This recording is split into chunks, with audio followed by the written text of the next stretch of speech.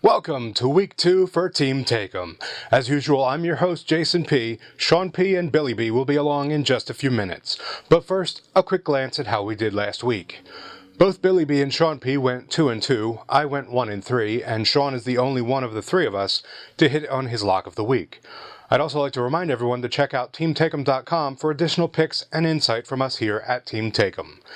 Alright, let's get down to the first picks of Week 2. The lines are accurate as of Thursday afternoon. Sean, take it away.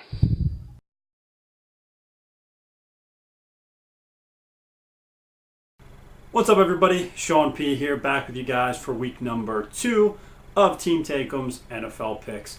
Last week I went 2-2, and I also profited $220 on our 1K challenge. So if you didn't go to teamtake'em.com to go check out my 1K challenge picks, go over there now and make sure to check back on Saturday when I'll have the rest of my 1K challenge picks up for week number 2. With that, let's get started this week. I liked 5 games, had to narrow it down to 4, cut one out. Last week I didn't do so well against the over-under wise. I did well against the spread, almost slipped up there, but I recovered.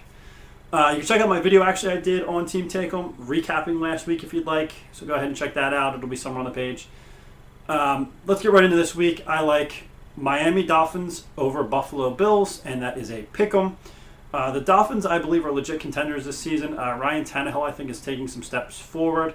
He also has a really hot wife, so there's that. The running game was really strong last week with Miller and Moreno, and that was against the Patriots. And so you look at the Bills. They beat a Bears team who lost both starting receivers during the game. So I just don't really believe in Buffalo here. I think Miami pulls out this win, and I think they do it somewhat easily, at least by 6 or more. So let's go ahead here and take the Dolphins with a pick 'em straight up. That's what the line is. And let's send it over to Billy B for his first pick. What's up, guys? Billy B back with you for week number 2. Week number 1, I went 2-2. The Bears let me down by losing to the Bills at home. I did not see that coming, but that is football. Anything can happen. So week number 2, my first pick I'm going to give you is the Denver Broncos minus 13 against the Kansas City Chiefs. Now, last year the Broncos beat the Chiefs both times they played by 7 and 10 points. That was when the Chiefs were good. They were undefeated up until playing the Broncos the first time last year. I think they were 9-0 at that point, or 8-0, something like that. Denver's gotten a lot better on defense. The Chiefs lost a lot of linemen. They just lost their best linebacker, probably their best defender, Derek Johnson, to an Achilles injury for the year, and they lost the defensive tackle. So I don't believe they'll be able to stop the Broncos from scoring. I see Peyton Manning 3 to 4 touchdown passes in this one. The Broncos blew a big lead to the Colts last week in the second half, so I don't think they're going to let off the gas pedal in this one. So I think the Broncos should be able to win by 2 touchdowns in this one pretty easily. So first pick, Broncos minus 13, take them. Alright, my first pick is the New England Patriots minus 3 over the Minnesota Vikings. The Patriots are 6-1 against the spread in their last 7 games on AstroTurf, 5-2 against the spread in their last 7 games following an against the spread loss, and 32-13-1 against the spread in their last 46 games following a straight-up loss. Meanwhile, the Vikings are 2-5 against the spread following a straight-up win, and 1-4 against the spread after scoring more than 30 points in their previous game. So I'm going with the Patriots minus 3. Take them. Sean, start off our second picks.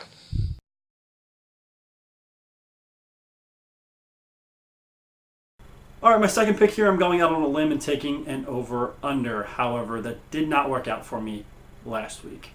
Nevertheless, I strive forward here, and I try to get my first win on over-unders for the season. I like the Atlanta and Cincinnati game to go over 48.5. Now, 5 of the last 7 head-to-head matchups between these two teams have went over. 4 of the last 6 in Atlanta games and 4 of the last 6 in Cincinnati's games have went over, dating back to last season, of course. So I like the over here. I think both of these offenses are pretty good, and I think that they're going to put up big numbers here. So let's look for the over 48.5. All right, my second pick, I'm going to give you the Colts minus 3 against the Eagles. Andrew Luck is 13-4 at home against the spread. He's 10-0 against the spread following a loss, and he's 6-0 following a loss as a favorite. And I believe that Andrew Luck's going to be able to throw at will to Wayne and T.Y. Hilton in this game. Eagles secondary is not very good. If the Colts can stop Shady from breaking out big runs, I believe the Colts will be able to win this. This is the Andrew Luck's first game, a Monday night game at home, so the crowd will be pretty amped up. So I like the Colts to win this one. -3, take them. My second pick is the Detroit Lions +2.5 over the Carolina Panthers. The Panthers are 0-8 against the spread as favorites in their first home game of the season, and 1-10 against the spread as favorites against an opponent coming off a straight-up win. The Lions are 4-1 against the spread in September and 16-7-1 in their last 24 games after accumulating 350 total yards in their previous game. Head-to-head, the Lions are 4-0 against the spread in their last 4 meetings, plus you have to factor in Cam Newton coming in off of an injury, and he could be a little rusty not having run all the drills with the rest of the team. For all of that, I'm going with the Lions +2.5. Take them. Sean, lead off our third picks.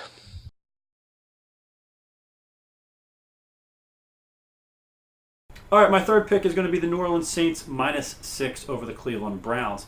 Now, the Saints had a good defense last year, and this Cleveland offense is not quite as good as the Falcons team that the Saints met last week. So I think the Saints defense will rebound here. I do expect them to have a better performance than they did last week. And I just don't see Cleveland, their defense stopping the Saints. They couldn't stop the Steelers last week. And how are they going to stop the Saints? The Saints are a much more high-powered offense than the Steelers. So I can't see any way that this game doesn't cover 6 points for the Saints here. So let's go with the Saints.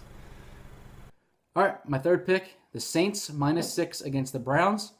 Drew Brees is 27-15 against the spread after a loss while playing for the Saints. The Saints are 7-3 against the spread as favorites after losing as a favorite the week before. So they were favorites against Falcons, they lost, and now they're favorites this week. So I like that trend. And Sean Payton is 8-3 against the spread in his second consecutive road games as favorite. So this will be the second consecutive road game as they play the Falcons in Atlanta, and now they're playing in Cleveland. I don't see the Saints being able to go 0-2. They are a playoff team. I think they're a top 5 team in the NFL. So I think they're just going to come out and destroy the Browns, and they will win this by more than a touchdown. I see the double-digit win. So take the Saints -6. 6-13. Browns +6. Take them.